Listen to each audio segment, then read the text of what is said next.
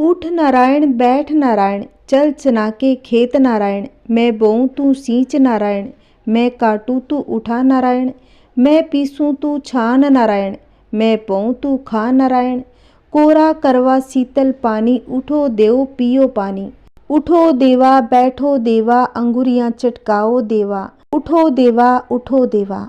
आप सभी को देव उठनी एकादशी की हार्दिक शुभकामनाएं। आज हम इस वीडियो में सुनेंगे कार्तिक माह की देव उत्थान एकादशी की संपूर्ण कथा।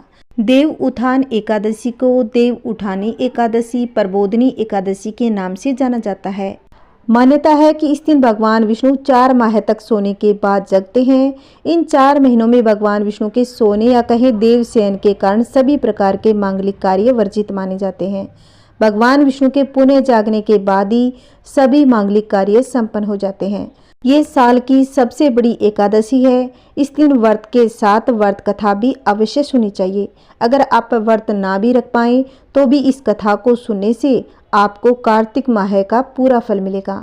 तो आइए भक्तों, पूरी श्रद्धा प्रसन्नचित्त मन से आज इन कथाओं का रसपान करते हैं। एक समय धर्मराज युधिष्ठिर भगवान श्री कृष्ण से कहने लगे, हे भगवान, मैंने कार्तिक कृष्ण एकादशी यानी रमा एकादशी का सविस्तार वर्णन सुना। अब आप कृपा करके मुझे कार्तिक माह के शुक्ल पक्ष की एकादशी के विषय में बताइए।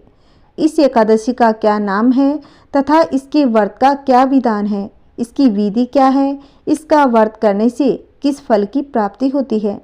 कृपया यह सब विधान पूर्वक कहिए।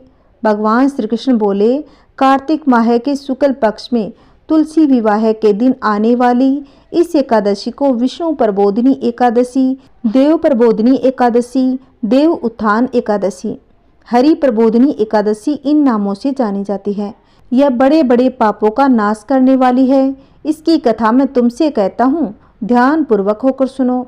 एक राजा के राज्य में सभी लोग एकादशी का व्रत रखते थे।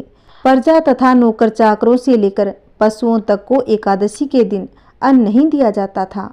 एक दिन किसी दूसरे राज्य का एक व्यक्ति राजा के पास आकर बोला, महाराज, कृपा करके मुझे नौकरी पर रख लें। तब राजा ने उसके सामने एक शर्त रखी, ठीक है रख लेते हैं, किंतु रोज तो तुम्हें खाने को सब कुछ मिलेगा, पर एकादशी को अन्न नहीं मिलेगा। उस व्यक्ति ने उस समय हाँ कर ली, पर एकादशी के दिन जब उसे फलाहार का सामान दिया गया तो वह राजा के सामने जाकर गिड़गिड़ाने लगा, महाराज, इससे मेरा पेट नहीं भरेगा, मैं भूखा ही मर जाऊंगा, मुझे अन्न दे दो। राजा ने उसे शर्त की बात याद दिलाई, पर वह अन्न छोड़ने को तैयार ही नहीं था। तब राजा ने उसे आटा, दाल, चावल आदि दिए। वह नित्य की तरह नदी पर पहुंचा, स्नान कर भोजन पकाने लगा। जब भोजन बन गया तो वह भगवान को बुलाने लगा, आओ भगवान, भोजन तैयार है। उसके बुलाने पर पीताम्बर धारण किए भगवान चतुर्भुज रूप में आ पहुँचे तथा प्रेम से उसके साथ भोजन करने लगे। भोजन आदि करके भगवान अंतर्ध्यान हो गए तथा वह अपने काम पर चला गया। 15 दिन बाद अगली एकादशी को वह राजा से कहने लगा कि महाराज, मुझे दुगुना सामान दीजिए, उस दिन तो मैं भूखा ही रह गया। राजा ने कारण पूछा तो उसने बताया कि हमारे साथ भगवान भी खाते हैं, इसलिए हम दोनों के लिए सामान पूरा नहीं होता। यह सुनकर राजा को बड़ा ही आश्चर्य हुआ। वह बोला, मैं नहीं मान सकता कि भगवान तुम्हारे साथ खाते हैं। मैं तो इतना व्रत रखता हूँ, पूजा करता हूँ, पर भगवान ने मुझे कभी दर्शन नहीं दिए। राजा की बात सुनकर वह बोला, महाराज, यदि विश्वास न हो तो साथ चलकर देख लें। राजा एक पेड़ के पीछे छिपकर बैठ गया। उस व्यक्ति ने भोजन बनाया तथा भगवान को शाम तक पुकारता रहा, परंतु भगवान नहीं आए। अंत में उसने कहा, हे भगवान, यदि आप नहीं आए तो मैं नदी में कूदकर प्राण त्याग दूंगा। लेकिन भगवान नहीं आए। तब वह प्राण त्यागने के उद्देश्य से नदी की तरफ बढ़ा। प्राण त्यागने का उसका दृढ़ इरादा जानकर शीघ्र ही भगवान ने प्रकट होकर उसे रोक लिया और साथ बैठकर भोजन करने लगे। खा पीकर वे उसे अपने विमान में बैठाकर अपने धाम ले गए। यह देख राजा ने सोचा कि व्रत उपवास से तब तक कोई फायदा नहीं जब तक मन शुद्ध न हो। इससे राजा को ज्ञान मिला। वह भी मन से व्रत उपवास करने लगा और अंत में स्वर्ग को प्राप्त हुआ। आइए अब सुनते हैं देव उठनी एकादशी की दूसरी कथा। एक बार भगवान विष्णु से उनकी प्रिया लक्ष्मी जी ने आग्रह के भाव से कहा, हे भगवान, अब आप दिन रात जागते हैं, लेकिन एक बार सोते हैं तो फिर लाखों करोड़ों वर्षों के लिए सो जाते हैं तथा उस समय समस्त चराचर का नाश भी कर डालते हैं। इसीलिए आप नियम से विश्राम किया कीजिए। आपके ऐसा करने से मुझे भी कुछ समय आराम मिलेगा। लक्ष्मी जी की बात भगवान को उचित लगी। उन्होंने कहा, तुम ठीक कहती हो। मेरे जागने से सभी देवों और खासकर तुम्हें कष्ट होता है। तुम्हें मेरी सेवा से वक्त नहीं मिलता, इसलिए आज से मैं हर वर्ष 4 मास वर्षा ऋतु में शयन किया करूँगा। मेरी ये निद्रा अल्प निद्रा और प्रलयकालीन महानिद्रा कहलाएगी। यह मेरी अल्प निद्रा मेरे भक्तों के लिए परम मंगलकारी रहेगी। इस दौरान जो भी भक्त मेरे शयन की भावना कर मेरी सेवा करेंगे, मैं उनके घर तुम्हारे समेत निवास करूँगा। कहा जाता है कि उस समय के बाद देव उठनी एकादशी का पर्व मनाया जाने लगा। देव प्रबोधिनी एकादशी की एक पौराणिक कथा और सुनते हैं। एक समय की बात है, एक वैभवशाली राज्य में बहुत ही न्यायप्रिय धर्मनिष्ठ राजा राज करता था। उस राज्य में पूरी प्रजा अपने राजा से बहुत ही खुश थी और राज्य के लिए बनाए गए नियमों का पालन करती थी। राजा बहुत ही धार्मिक थे, भगवान विष्णु के परम भक्त भी थे। इसलिए वहाँ पर एक विशेष नियम रखा हुआ था कि पूरे वर्ष में आने वाली हर एकादशी के दिन उस राज्य का हर व्यक्ति व्रत का पालन करेगा। उस दिन अन्न तथा किसी भी तरह के तामसिक भोजन का सेवन करना वर्जित माना जाएगा। उस राजा के राज्य में एकादशी के दिन ना ही तो अन्न बेचा जाता था, न ही अन्न खाया जाता था। भगवान विष्णु राजा की पूजा और अनुष्ठान से बहुत ही प्रसन्न थे। फिर भी उन्होंने एक बार राजा की परीक्षा लेने का मन बना लिया। एक दिन राजा अपने रथ में बैठकर नगर भ्रमण के लिए निकले। तब उन्हें रास्ते में सड़क के किनारे एक बहुत ही सुंदर स्त्री बैठी दिखाई दी। वह स्त्री और कोई नहीं बल्कि भगवान विष्णु थे, जो राजा की परीक्षा लेने के लिए वहां स्त्री रूप में बैठे थे। राजा ने अपने रथ को रुकवाया और उस स्त्री के पास गए। इतनी सुंदर स्त्री को देखकर राजा उस पर मोहित हो गए। उनसे अपने महल में एक रानी के रूप में चलने का निवेदन किया। स्त्री ने कहा, मैं आपके साथ महल में आपकी रानी बनकर चलने के लिए तैयार हूँ, लेकिन आपको मेरी हर बात का पालन करना होगा, साथ ही मेरे द्वारा बनाए गए भोजन का सेवन भी करना होगा। राजा उनकी बात पर सहमत हो गए और नई रानी को महल में ले आए। कुछ दिनों के बाद देव उत्थान एकादशी आई। समस्त प्रजा के साथ राजा ने भी इस विशेष दिन पर व्रत रखा था। वही नई रानी के रूप में भगवान विष्णु ने राजा के लिए भोज में मांसाहार पकाया और नई रानी ने राजा के सामने भोजन की थाली परोस दी। राजा ने देखकर कहा कि आज तो मेरा एकादशी का व्रत है, आज मांस मछली तो क्या मैं अन्न भी नहीं खाऊंगा, आज तो केवल फलाहारी करूंगा। राजा से ऐसा सुनते ही रानी को बहुत ही क्रोध आ गया। क्रोध में उन्होंने राजा से कहा, आपने मुझे वचन दिया था, आप मेरी हर बात का पालन करेंगे। अगर आपने मेरे द्वारा पकाए गए भोजन का सेवन नहीं किया तो इसी क्षण इस राज्य के युवराज की मृत्यु हो जाएगी। यह सुनकर राजा बहुत ही दुविधा में पड़ गया। अपनी बड़ी रानी के पास जाकर उन्हें सारी व्यथा सुना दी। बड़ी रानी ने राजा से कहा, राजन, आप अपने धर्म का पालन करें। एक पुत्र के जाने पर दूसरा पुत्र आ सकता है, लेकिन धर्म एक बार जाने के बाद दोबारा लौटकर वापस नहीं आता। अब रानी और राजा आपस में बात कर ही रहे थे, तभी वहां युवराज आ गए। उन्होंने अपने माता पिता की बातचीत को सुन लिया था। युवराज ने अपने पिता से कहा, पिताजी, मैं अपने प्राण त्यागने के लिए तैयार हूँ, आप कृपा करके अपना धर्म न छोड़ें। इतना सुनकर राजा और रानी दोनों ही भावुक हो गए।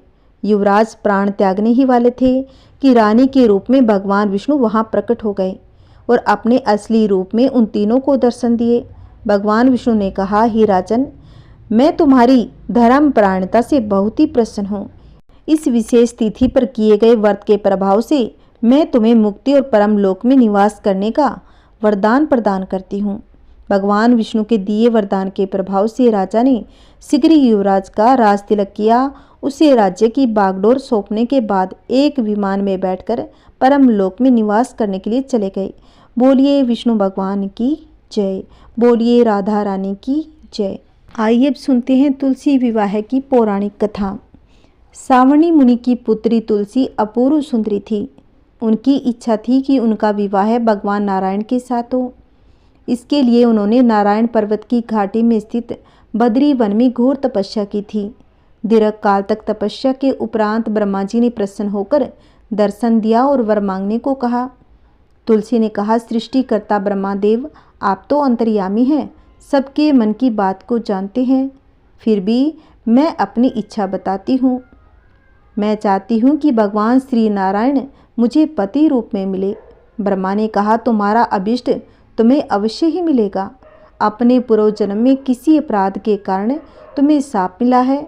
इसी प्रकार भगवान श्री नारायण के एक पार्षद को भी दानव कुल में जन्म लेने का श्राप मिला है। दानव कुल में जन्म लेने के बाद भी उसमें नारायण का अंश विद्यमान रहेगा। इसीलिए इस जन्म में पूर्व जन्म के पाप के शमन के लिए संपूर्ण नारायण तो नहीं, नारायण के अंश से युक्त दानव कुल में जन्मे उस शापग्रस्त पार्षद से तुम्हारा विवाह होगा। अब श्राप मुक्त होने पर भगवान श्री नारायण सदा सर्वदा के लिए तुम्हारे पति हो जाएंगे। अब तुलसी ने ब्रह्मा के इस वरदान को स्वीकार कर लिया, क्योंकि मानव कुल में जन्म के कारण उसे मायावी भोग तो भोगना ही था। अब तुलसी बद्रीवन में ही रहने लगी। नारायण का वह पार्षद दानव कुल में शंखचूड़ के नाम से पैदा हुआ था। कुछ दिनों के बाद वह भ्रमण करता हुआ बद्रीवन में आ गया। यहाँ तुलसी को देखते ही वह उस पर मुग्ध हो गया। तुलसी के सामने उसने अपने साथ विवाह का प्रस्ताव रखा। इतने में ही वहाँ ब्रह्मा जी आ गए और तुलसी से कहा, तुलसी, शंखचूड़ को देखो, कैसा देव उपम इसका स्वरूप है। दानव कुल में जन्म लेने के बाद भी लगता है जैसे इसके शरीर में नारायण का वास हो। तुम प्रस्ताव को सहर्षि स्वीकार कर लो। तुलसी को भी लगा उसकी तपस्या पूर्ण हुई, उसे इच्छित फल मिल गया। शंखचूड़ के साथ उसका गंधर्व विवाह हुआ और वह शंखचूड़ के साथ उसके महल में पत्नी बनकर आ गई। अब शंखचूड़ ने अपनी परम सुंदरी सती साध्वी पत्नी तुलसी के साथ बहुत दिनों तक राज्य किया। उसने अपने राज्य का इतना विस्तार किया कि देवलोक तक उसके अधिकार में आ गया। स्वर्ग का सुख भोगने वाले देवताओं की दशा भिखारियों जैसी हो गई। शंखचूड़ किसी को कष्ट नहीं देता था, पर अधिकार और राज्य छिन जाने से सारे देवता मिलकर ब्रह्मा, विष्णु और शिव की सभा में गए तथा अपनी विपत्ति सुनाई। ब्रह्मा जी ने कहा, तुलसी परम साध्वी स्त्री है, उसका विवाह शंखचूड़ से मैंने ही कराया था। शंखचूड़ को तब तक नहीं हराया या मारा जा सकता जब तक तुलसी को छला न जाए। विष्णु ने कहा, शंखचूड़ पूर्व जन्म में मेरा पार्षद था। श्राप के कारण उसे दैत्य कुल में जन्म लेना पड़ा। इस जन्म में भी मेरा अंश उसमें व्याप्त है। साथ ही तुलसी के पति व्रत धर्म से वह अजय है।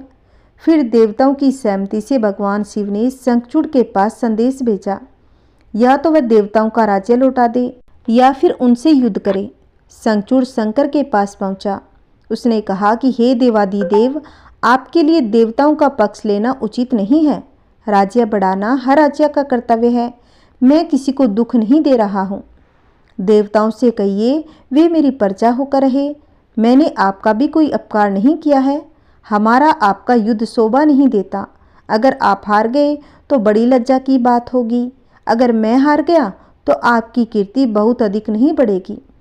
अब भगवान शंकर उसकी बात को सुनकर हंसने लगे। वे तो सब रहस्य को जानते थे।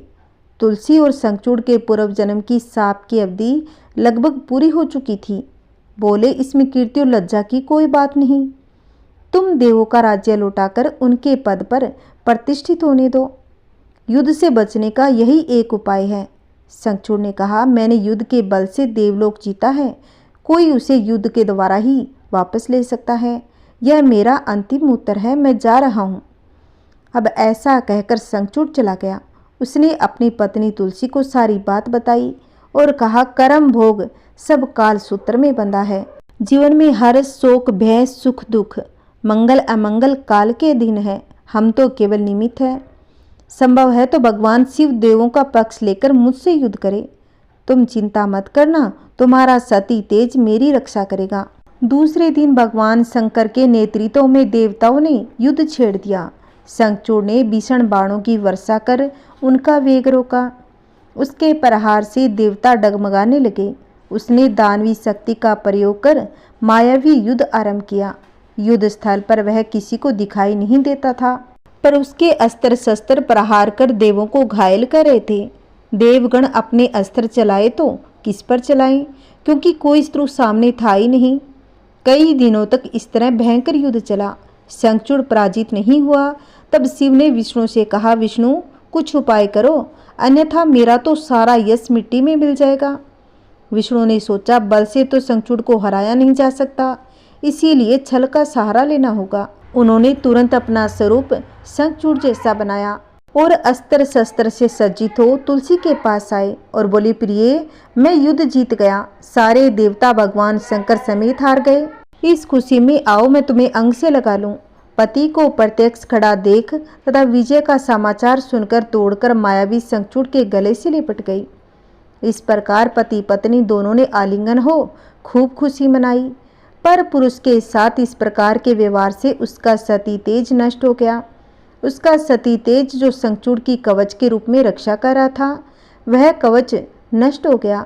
शंखचूड़ शक्तिहीन हो गया। यह जानते ही भगवान शंकर ने अपने त्रिशूल से प्रहार किया। त्रिशूल के लगते ही शंखचूड़ जलकर भस्म हो गया। शंखचूड़ के मरने को जानकर विष्णु अपने असली रूप में आ गए। सामने अपने पति शंखचूड़ के स्थान पर भगवान विष्णु को खड़ा देख तुलसी विस्मित हो गई।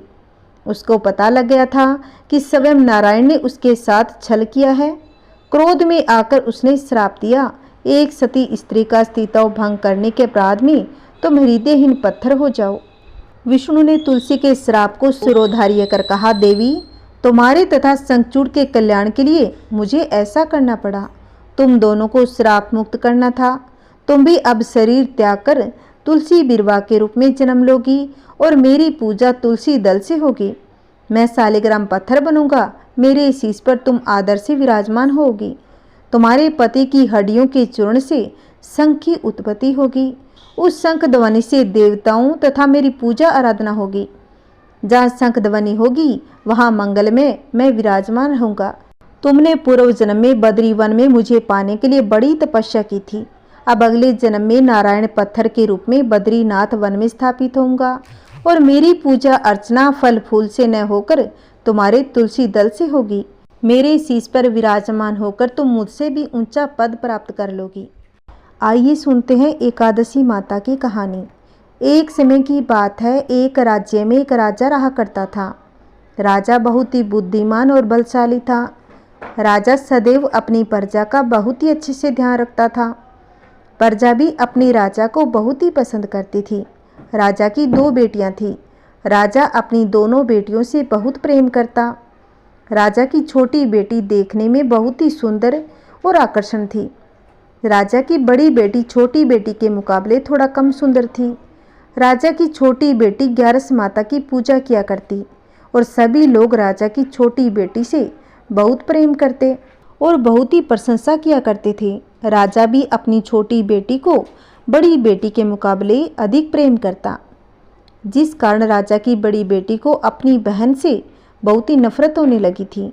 राजा की दोनों बेटियां जब बड़ी हो गई तब एक पड़ोस राज्य में रहने वाला राजकुमार राजा की बड़ी बेटी के लिए रिश्ता लेकर आया। लेकिन जैसे ही उस राजकुमार की नज़र राजा की छोटी बेटी पर पड़ी तो वह राजकुमार राजा की छोटी बेटी पर आकर्षित हो गया। उससे पहली नज़र में प्रेम कर बैठा। उस राजकुमार ने राजा की बड़ी बेटी के साथ विवाह करने से मना कर दिया। उसने राजा से कहा, मैं आपकी छोटी बेटी से विवाह करना चाहता हूँ। जिसके बाद राजा की बड़ी बेटी यह देखकर अपनी छोटी बहन से और भी क्रोधित हो गई। वो राजा की बड़ी बेटी ने अपनी छोटी बहन को अपना सबसे बड़ा दुश्मन मान लिया। राजा की बड़ी बेटी ने अपनी छोटी बहन से अब बदला लेने का निर्णय कर लिया, जिसके लिए उसने अपनी छोटी बहन को जान से मारने का प्लान बनाया। राजा की बड़ी बेटी ने अपनी छोटी बहन को मारने के लिए सबसे पहले एक लड्डू में जहर मिलाकर अपनी छोटी बहन को दे दिया। उसको लड्डू खाने के लिए कहा, लेकिन लड्डू खाने के बाद भी छोटी बहन को कुछ भी नहीं हुआ। बड़ी बहन यह देखकर बहुत ही आश्चर्यचकित हो गई, लेकिन बड़ी बहन ने हार नहीं मानी और उसने जब रात में छोटी बहन अपने कमरे में सो रही थी तब एक मटके में सांप रखकर उसके कमरे में छोड़ आई। लेकिन सांप भी छोटी बहन का कुछ नहीं कर पाया। जिसके बाद बड़ी बहन ने अपनी छोटी बहन से कहा कि बहन, चलो हम लोग कुएं में से पानी भर कर लाते हैं। जिसके लिए वह अपनी छोटी बहन को पानी भरने के बहाने कुएं के पास ले गई। उसने अपनी छोटी बहन को कुएं में धक्का दे दिया, लेकिन छोटी बहन को तब भी कुछ नहीं हुआ, क्योंकि हर बार ग्यारस माता उसकी रक्षा कर रही थी। उधर बड़ी बहन अपने सारे प्रयासों के बाद असफल हो रही थी, जिससे वह बहुत ही क्रोधित होती जा रही थी। फिर उसने अपनी छोटी बहन के पास जाकर उससे खुद ही पूछ लिया कि मेरी छोटी बहन, तुमको पता है भगवान ने सबकी मृत्यु एक निश्चित समय पर लिखी हुई है। कैसे तुम्हारी मृत्यु होगी, क्या यह तुम जानती हो? तब छोटी बहन ने अपनी बड़ी बहन को बताया कि हाँ, मैं तो जानती हूँ कि मेरी मृत्यु कैसे होगी। छोटी बहन से यह बात सुनी तो बड़ी बहन मन ही मन प्रसन्न हो गई। उसने अपनी बहन से कहा कि तुम मुझे अपनी मृत्यु का राज बताओ। छोटी बहन बहुत ही भोली भाली थी। उसने अपनी बड़ी बहन से कहा कि मेरी मृत्यु तो एक तोते में है। जो तोते के गले में एक हार है, उससे मेरी मृत्यु होगी। जब तक कोई भी व्यक्ति तोते को मारकर वह हार अपने गले में पहनेगा तो मैं मूर्छित हो जाऊंगी, और जैसे ही उस हार को अपने गले से उतार लेगा तो मैं वापस से जीवित हो जाऊंगी। अपनी छोटी बहन की मृत्यु का राज जानकर बड़ी बहन बहुत ही खुश हो गई। उसने अपनी छोटी बहन को मारने के लिए उसके पालतू तोते को ढूंढना शुरू कर दिया, और छोटी बहन को इस बात का आभास हो गया था कि कोई उसकी जान लेना चाहता है, जिसके लिए वह अपने पिता के पास गई और उसने अपने पिताजी से कहा, पिताजी, मेरी मृत्यु के बाद आप मुझे जलाइएगा मत, बल्कि आप मुझे अपनी पुरानी वाली हवेली में एक पलंग में लिटाकर छोड़ दीजिएगा। अपनी छोटी लड़की की यह बात सुनकर राजा बहुत ही आश्चर्यचकित हो गया। राजा ने अपनी बेटी से पूछा कि बेटी, तुम क्या कर रही हो? तब राजा की छोटी बेटी ने बताया, पिताजी, समय किसी के लिए नहीं रुकता, कब क्या हो जाए किसी को कुछ पता नहीं। फिर राजा ने अपनी छोटी बेटी से कहा, तुम ऐसी बातें क्यों कर रही हो? 2-3 दिन के बाद तुम्हारा विवाह है। इसीलिए छोटी बेटी ने अपने पिताजी से ऐसा करने पर मजबूर कर दिया और उनसे वचन ले लिया। राजा ने भी अपनी छोटी बेटी की बात को स्वीकार कर लिया, और 2-3 दिनों के बाद जब शादी का समय आया तब राजकुमार बारात लेकर राजा के घर आया। राजकुमार और राजा की छोटी बेटी का विवाह शुरू हो गया। जैसे ही राजा की छोटी बेटी राजकुमार के साथ फेरे लेना शुरू करती है तो उसकी बड़ी बहन अपनी छोटी बहन के कमरे में जाकर उसके तोते को पकड़ लेती है, उसको जान से मार देती है। तोते के गले में जो हार था उसको अपने गले में धारण कर लेती है। तो उधर छोटी बहन 3.5 फेरे ले पाती है और वहीं पर बेहोश होकर गिर जाती है। जिसके बाद राजा ने बड़े बड़े दर्द हकीमों को बुलवाया, अपनी छोटी बेटी का इलाज करने के लिए कहा। राजा की बात सुनकर वेद ने छोटी बेटी को जब चेक किया तो राजा को बताया कि आपकी छोटी बेटी ना तो जीवित है, ना ही वो मरी हुई है। यह तो मैं ऐसा पहली बार देख रहा हूँ। राजा ने वेद हकीम को यह बात बाहर बताने से मना कर दिया। उनको कहा, अगर तुमने यह बात किसी को बताई तो हम तुम्हें फांसी दे देंगे। राजा ने अपनी छोटी बेटी को पुराने महल में जाकर एक पलंग पर लेटा दिया और वहां पर कुछ सैनिकों को तैनात कर दिया। वापस अपने महल में आ गया। राजा की बड़ी बेटी अपने पिताजी के पास आई और कहने लगी, पिताजी, अगर यह शादी संपन्न नहीं हुई तो आपकी इज्जत का क्या होगा? आप कहें तो मैं आपकी इज्जत बचाने के लिए राजकुमार से शादी करने के लिए तैयार हूँ। जिसके बाद राजा ने अपनी बड़ी बेटी की बात मान ली और राजा ने बड़ी बेटी को छोटी बेटी के कपड़े पहनाकर मंडप में भेज दिया। लेकिन राजकुमार यह जान गया था, यह राजा की छोटी बेटी नहीं है, बल्कि यह तो राजा की बड़ी बेटी है। लेकिन जब राजकुमार ने शादी करने से मना किया तो सभी लोगों ने राजकुमार को विवश करके राजा की बड़ी बेटी से बचे हुए फेरों को संपन्न करा दिया और विवाह करवा दिया। जिसके बाद राजकुमार राजा की बड़ी बेटी को अपने महल में ले गया। राजकुमार राजा की बड़ी बेटी से ना तो बात करता था, न ही उसको पसंद करता, न ही उसके आसपास भटकता। राजकुमार ने यह फैसला किया था कि वह अपनी प्रेमिका यानी राजा की छोटी बेटी को ढूंढकर ही रहेगा, यह जानकर रहेगा कि उसके साथ आखिर हुआ क्या था। एक दिन राजकुमार अपने घोड़े पर सवार होकर राजा के पुराने महल के पास पहुंच गया, जहां पर उसने कुछ सैनिकों को देखा। महल के पास पहुंचकर राजकुमार ने जब महल को ध्यान से देखा तो वह समझ गया, यह तो हमारे ससुर जी का महल है। तब राजकुमार ने सैनिकों से पूछा, तुम लोग यहाँ क्या कर रहे हो? इस महल के अंदर उस पलंग में कौन लेटा है? जिसके बाद सैनिकों ने बताया, यहाँ पर राजा की छोटी बेटी है। यह सुनकर राजकुमार बहुत ही प्रसन्न हो गया। वह तुरंत राजा की छोटी बेटी के पास पहुंच गया और उसकी सेवा करने लगा। जैसे ही रात हुई तो राजा की छोटी बेटी उठकर खड़ी हो गई। राजकुमार यह देखकर बहुत ही खुश हो गया और उसने अपनी प्रेमिका से पूछा, तुम यहाँ पर क्या कर रही हो? तो मेरे साथ मेरे घर चलो। राजा की छोटी बेटी ने राजकुमार को सारी बात बता दी कि मेरी जान तो एक तोते में बसी हुई है। मैंने यह बात सिर्फ अपनी बहन को बताई थी। मुझे पता है उसने ही मुझे मारने का प्रयास किया है। उसके पास एक हार है जिसको वह सुबह तो पहन लेती है, रात को उतार देती है। जब तक वह हार को पहन के रखती है तब तक मैं मूर्छित रहती हूँ। जब वह हार को उतार कर रख देती है तो मैं जीवित हो जाती हूँ। जब तक मेरी बड़ी बहन के पास वो हार है तब तक मैं ऐसी जीवित और मूर्छित होती रहूँगी। अगर मेरी बड़ी बहन के पास जो हार है वह मेरे हाथ लग जाए तो मैं हमेशा के लिए जीवित हो जाऊंगी। राजकुमार यह बात सुनकर राजा की छोटी बेटी के पास रहने का निर्णय कर लेता है और उसने अपने बचे हुए सारे फेरे उस पलंग में लेटी राजकुमार की छोटी बेटी के साथ ले लिए। अपना विवाह पूर्ण कर लिया, वहीं पर ही रहने लगा। देखते ही देखते कुछ समय में राजा की छोटी बेटी और राजकुमार की पत्नी पेट से हो गई। एक दिन राजकुमार को किसी काम से बाहर जाना पड़ा। तब छोटी बहन के पेट में बहुत तेज से दर्द होने लगा, जिसके बाद उसने ग्यारस माता का आह्वान किया। जिसके बाद वहाँ पर ग्यारस माता प्रकट हो गई। उन्होंने अपनी भक्तों के दर्द को दूर किया और एक पुत्र की प्राप्ति करवाई। वहीं पर अचानक से राजकुमार भी आ गया। राजकुमार ने ग्यारस माता को देखा तो वह आश्चर्यचकित हो गया। उसने तुरंत माता को प्रणाम किया और ग्यारस माता ने राजकुमार से कहा, जब तक तुम्हारा पुत्र 5 वर्ष का हो जाए तुम अपनी पत्नी का हार लाकर इसके गले में डाल देना। देखते ही देखते राजकुमार और राजा की छोटी बेटी का पुत्र 5 वर्ष का हो गया।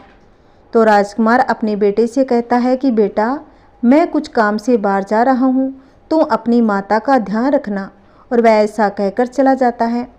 राजा को बाहर निकलता देख बड़ी बहन के सैनिक देख लेते हैं और बड़ी बहन को जाकर सारी बात बता देते हैं। जिसके बाद बड़ी बहन अपनी छोटी बहन के पुत्र को वहाँ से उठवा देती है, उसको मरवा देती है। छोटी बेटी के पुत्र के 2 टुकड़े करवा दिए। पहला टुकड़ा चक्की के पास छुपा दिया, दूसरा टुकड़ा अपनी पलंग के नीचे रख दिया। अब ग्यारस माता भिखारी का रूप लेकर आई और एक भिखारी का रूप रखकर बड़ी बहन के पास चली गई। जिसके बाद वहाँ पर भिक्षा मांगने लगी। बड़ी बहन अपने नौकरों से कहती है, जाकर भिक्षा दे दो। लेकिन जैसे ही नौकर ग्यारस माता को भिक्षा देने लगे तो माता उन्हें मना कर देती है और कहती है कि मैं तुम्हारी महारानी से ही भिक्षा लूँगी। जिसके बाद बड़ी बहन स्वयं ही भिक्षा देने के लिए माता के पास आती है। तब माता एक बिल्ली का रूप लेकर उसके कमरे में चली जाती है और वहाँ पर छोटी बेटी के पुत्र के दोनों टुकड़ों को आपस में जोड़ देती है, उसे जीवित कर देती है, उसे वहाँ से ले जाती है।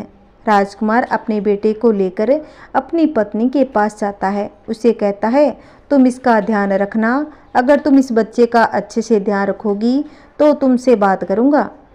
एक दिन राजकुमार अपने बच्चे से कहता है, तुम अपनी मम्मी से उनके गले का हार मांग लो। अब राजकुमार का पुत्र अपनी मम्मी के पास जाता है और कहता है, मम्मी, मुझे तुम्हारा हार चाहिए जो तुमने गले में पहन रखा है। यह सुनकर पहले तो बड़ी बहन बहुत ही क्रोधित होती है। फिर उसको याद आता है कि राजकुमार ने कहा था, अगर मैं इस बच्चे का अच्छे से ध्यान रखूंगी तो मुझसे बात करेंगे। जिसके कारण वह हार को उस बच्चे को दे देती है और वह तुरंत ही हार को ले जाकर अपने पिताजी को दे देता है। और तभी राजकुमार अपने बेटे को लेकर वहाँ से जाने लगता है और अपनी पत्नी से कहता है, तुम हमारे लिए खाना बनाकर रखना, मैं शाम को आकर तुम्हारे साथ खाऊंगा। और वह अपने बेटे को लेकर वहाँ से चला जाता है। जिसके बाद वह राजा के पास गया, उनको सारी बातें बता देता है।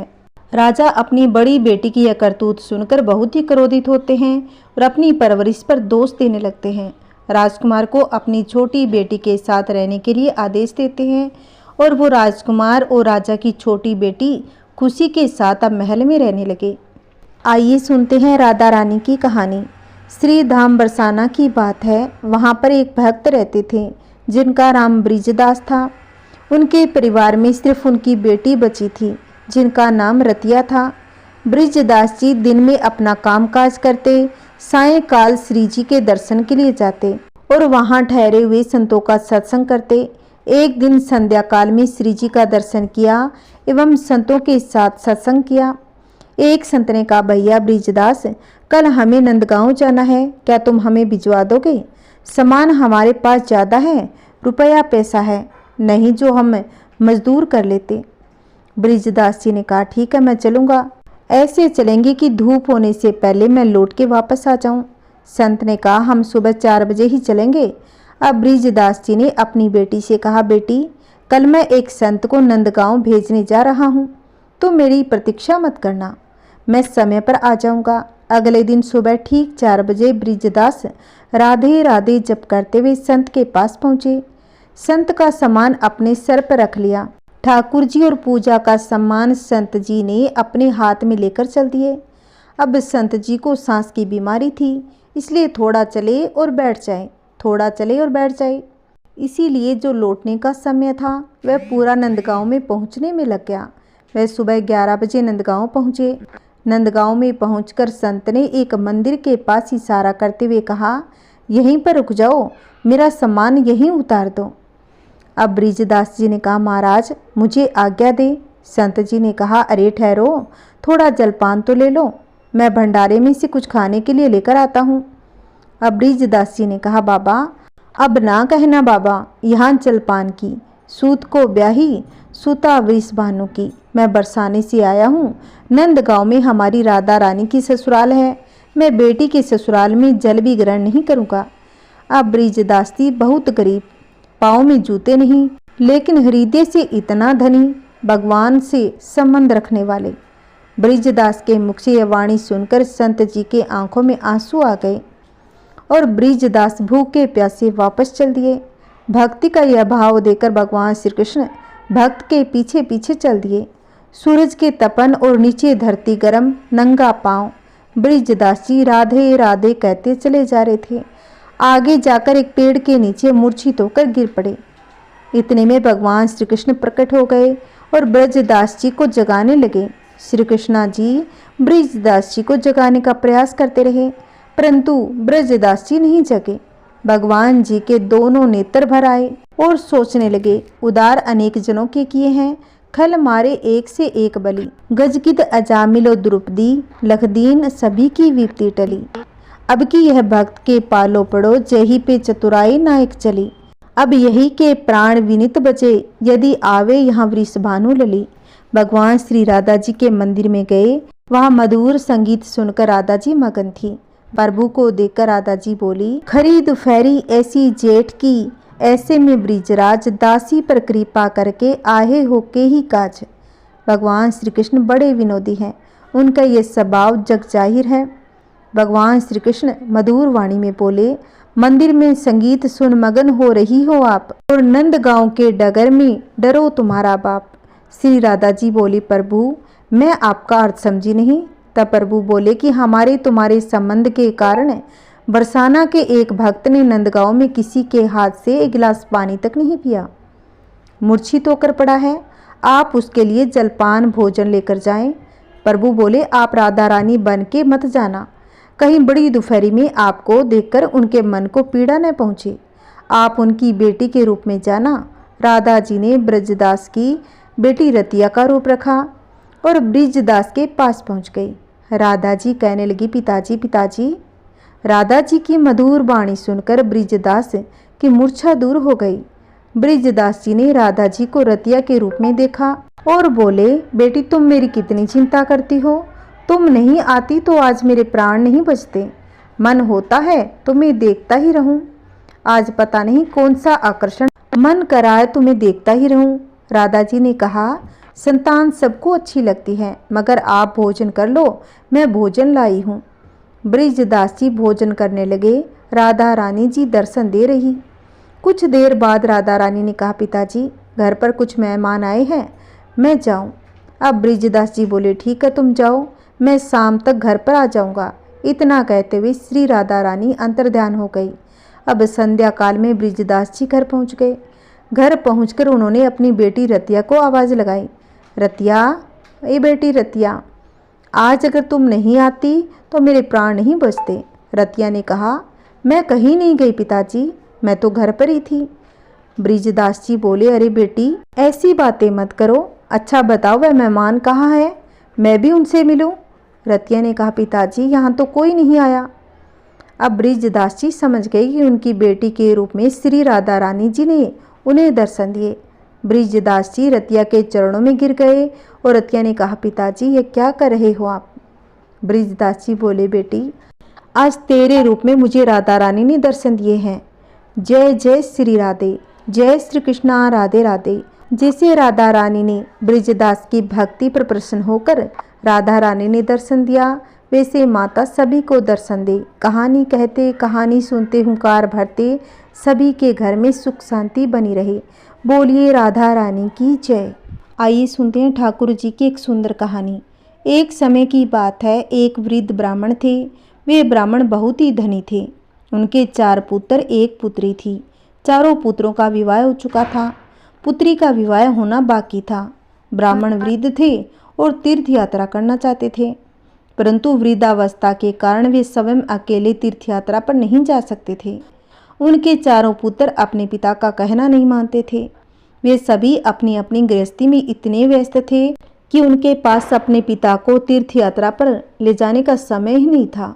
एक दिन वृद्ध ब्राह्मण ने अपने गांव के रहने वाले एक गरीब ब्राह्मण पुत्र रमेश से कहा, अरे भाई, तुम काम के लिए इधर उधर भटक रहे हो, यदि तुम मुझे तीर्थ यात्रा करा लाओगे तो मैं तुम्हारे खाने पीने की व्यवस्था करा दूंगा, तुम्हें कुछ धनराशि भी दे दूंगा।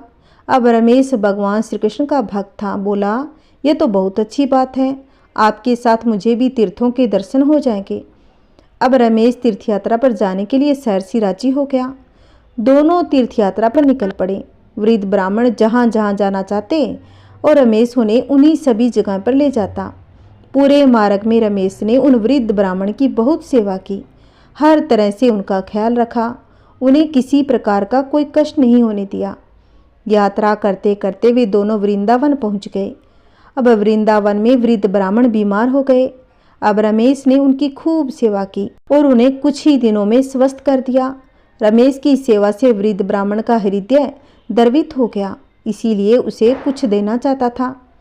जब वे दोनों वृंदावन में श्री ठाकुर जी के दर्शन कर रहे थे, तब उस वृद्ध ब्राह्मण ने रमेश से कहा, बेटा, तुमने मेरी बहुत सेवा की है, मैं तुम्हें क्या दे सकता हूँ।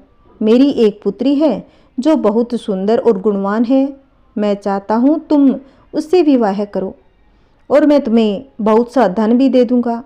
अब रमेश बोला, बाबा तुम यहाँ बोल रहे हो, तुम अपनी पुत्री का विवाह मुझसे करोगे, लेकिन क्या तुम्हारे चारों पुत्र इस बात को मान लेंगे। वृद्ध ब्राह्मण बोला, मेरे पुत्र मेरी बात क्यों नहीं मानेंगे। मैं तो ठाकुर जी को साक्षी करके कहता हूँ कि मैं अपनी पुत्री का विवाह तुमसे ही करूँगा, तुम्हें धन संपत्ति भी दूंगा। कुछ दिनों के बाद वे दोनों तीर्थ यात्रा करके घर लौट आए। घर आने के बाद वृद्ध ब्राह्मण अपनी पुत्री के विवाह की बात अपने पुत्रों से कहने की हिम्मत नहीं जुटा सका। 1 महीने से अधिक का समय हो गया। उधर रमेश को विवाह संबंधित कोई सूचना नहीं मिलने पर वह उन वृद्ध ब्राह्मण के घर आ गया। घर जाकर उसने वृद्ध ब्राह्मण को अपना वचन याद दिलाया कि आपने अपनी पुत्री का विवाह मुझसे करने का वचन दिया है, तो आप अपनी पुत्री से मेरा विवाह कब करवाएंगे। गरीब ब्राह्मण के मुख से ऐसी बातें सुनकर वृद्ध ब्राह्मण के चारों पुत्र क्रोधित हो गए। उन चारों ने मिलकर उस रमेश की पिटाई कर दी। उससे कहा, तेरी हिम्मत कैसे हुई हमारी बहन से विवाह करने के बारे में, तेरी हैसियत क्या है जो तू हमारी बहन से विवाह करेगा। रमेश बोला, मैं जानता हूँ आपके सामने मेरी कोई हैसियत नहीं, लेकिन आप ही के पिताजी ने मुझे वचन दिया था कि वे अपनी पुत्री का विवाह मुझसे करेंगे। अपने पुत्रों का ऐसा रूप देखकर वृद्ध ब्राह्मण अपने वचनों से पलट गया। बोला, मुझे तो याद नहीं कि मैंने तुम्हें ऐसा वचन कब दिया था। रमेश बोला, आपने वृंदावन में श्री ठाकुर जी को साक्षी करके मुझे वचन दिया था कि आप अपनी पुत्री का विवाह मुझसे करेंगे। वृद्ध ब्राह्मण बोला, मुझे ऐसी बात कोई याद ही नहीं है। इसके बाद ब्राह्मणों के चारों पुत्रों ने रमेश को पीटकर भगा दिया। अब रमेश को वृद्ध ब्राह्मण उसके पुत्रों के इस व्यवहार से बहुत ही बुरा लगा। रमेश ने सोचा कि मैंने तो वृद्ध ब्राह्मण की पुत्री से विवाह की बात नहीं की थी। उन्होंने स्वयं ही विवाह का प्रस्ताव रखा था, परंतु उन्होंने मुझसे झूठ बोला और घर जाने पर मेरा अपमान भी किया। अब तो मैं स्वयं ही उनकी पुत्री से विवाह करूंगा। अब ऐसा सोचकर रमेश ने पंचायत बुलाई। उनसे कहा, ये वृद्ध ब्राह्मण मुझे तीर्थ यात्रा पर अपने साथ ले गए। मैंने पूरे मार्ग में इनकी बहुत सेवा की, जिससे प्रसन्न होकर इन्होंने ठाकुर जी के सामने अपनी पुत्री का विवाह मुझसे करने का वचन दिया था, परंतु अब ये अपने वचनों से मुकर रहे हैं। पंचायत के लोगों ने कहा, यदि तुम दोनों के बीच में कोई बात हुई है तो गवाही कौन देगा? तो हम तो निश्चित ही तुम्हारा विवाह इन वृद्ध ब्राह्मण की पुत्री से करवा देंगे। रमेश बोला, हम दोनों की इस बात की गवाही तो केवल ठाकुर जी ही थे। पंच बोले, यदि ठाकुर जी तुम्हारे पक्ष में गवाही दे तो हम तुम्हारा विवाह करवा देंगे। वह वृद्ध ब्राह्मण भी इस बात पर राजी हो गया। वह तो जानता था कि ठाकुर जी स्वयं इस बात की गवाही देने थोड़ी आएंगे। रमेश एक सच्चे हृदय वाला भोला सा व्यक्ति था।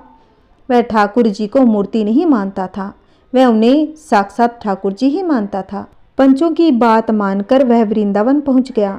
जब वह वृंदावन पहुंचा तब तक ठाकुर जी की शयन आरती हो चुकी थी और मंदिर बंद हो चुका था। महस ने मंदिर के बाहर से ही पूछा, सुनो ठाकुर जी, उस वृद्ध ब्राह्मण ने आपके सामने मेरे ब्याह की बात की थी या नहीं की थी? रमेश ने 2-4 बार आवाज लगाई, परंतु कोई उत्तर नहीं मिला। अब उसने जोर से दरवाजा पीटकर आवाज लगाई, सुनो ठाकुर जी, मैं आपको चैन से सोने नहीं दूंगा। जब तक आप जवाब नहीं देंगे तब तक मैं आपसे पूछता ही रहूंगा। मैं इतनी दूर से भूखा प्यासा पैदल चलकर आपके सामने जवाब लेने आया हूँ। मेरे ब्याह की बात है, आपको मेरे साथ गवाही देने चलना ही पड़ेगा।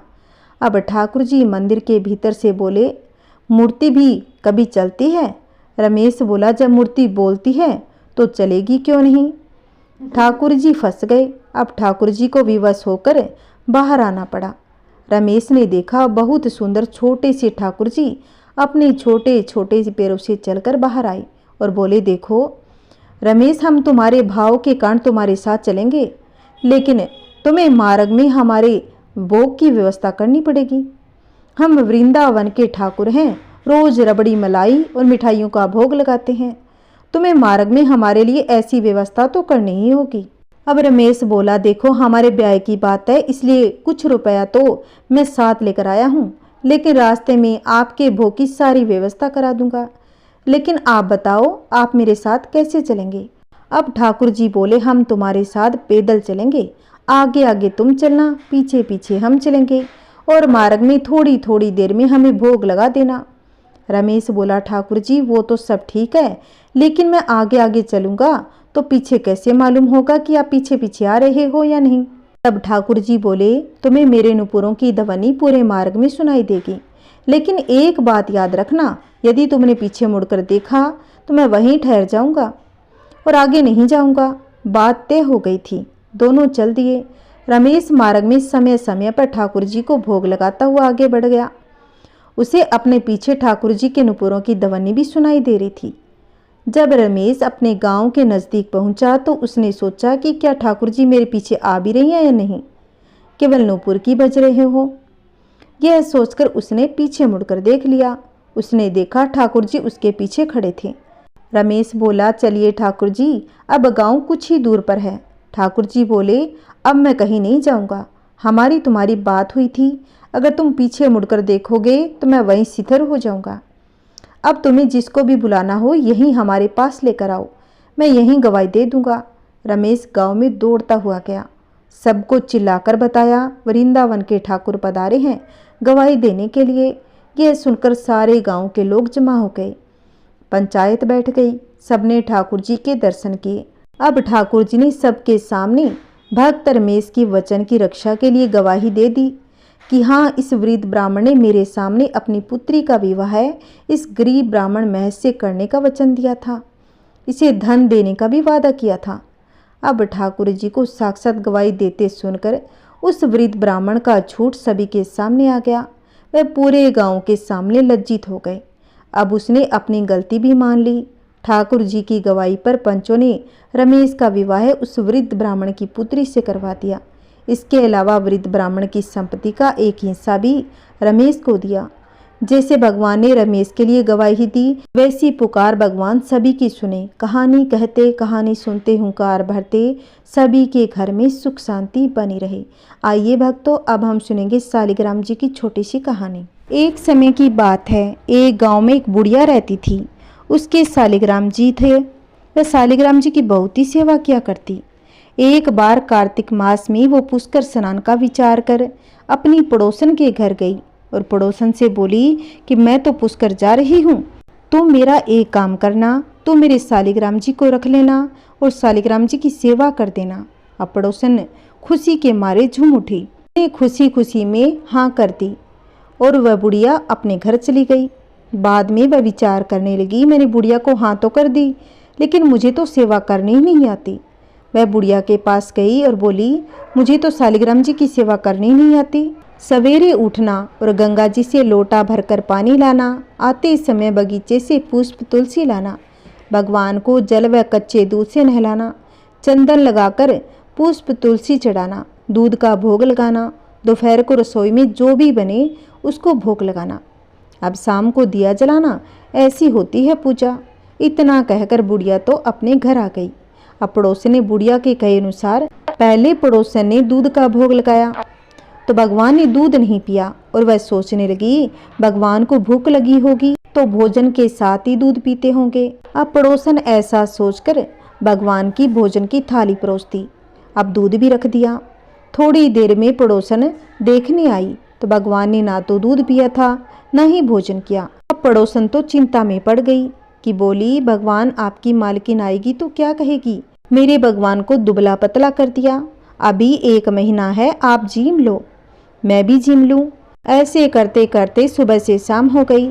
अब भगवान ने सोचा कि अगर मैं भोजन नहीं करूंगा तो यह भूखी ही बैठी रहेगी। अब भगवान ने सोचा अब तो इस भोली को दर्शन देने ही पड़ेंगे।